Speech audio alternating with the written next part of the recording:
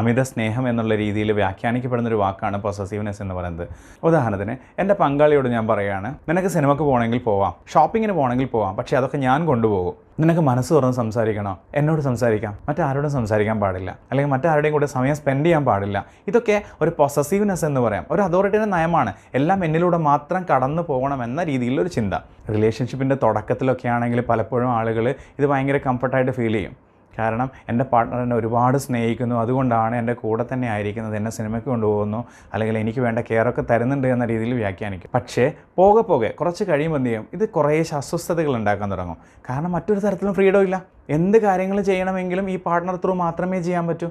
മറ്റൊരാളെ അപ്രീഷിയേറ്റ് ചെയ്യുന്നത്, അല്ലെങ്കിൽ നമ്മളെ മറ്റുള്ളവർ അപ്രീഷിയേറ്റ് ചെയ്യുന്നതൊക്കെ ഈ പൊസസീവായിട്ടുള്ള പാർട്ട്ണർക്ക് ഭയങ്കര അസ്വസ്ഥത ഉണ്ടാക്കുന്ന ഒരു കാര്യമാണ്. അപ്പോൾ ആൾ പ്രതികരിക്കാൻ തുടങ്ങും. ഒരിക്കലും പൊസസീവ്നെസ് എന്ന് പറയുന്നത് അമിത സ്നേഹമല്ല. ഇനി ആണെങ്കിൽ തന്നെ സ്നേഹവും അമിതമായാൽ ഒരു ശല്യമായി തീരും.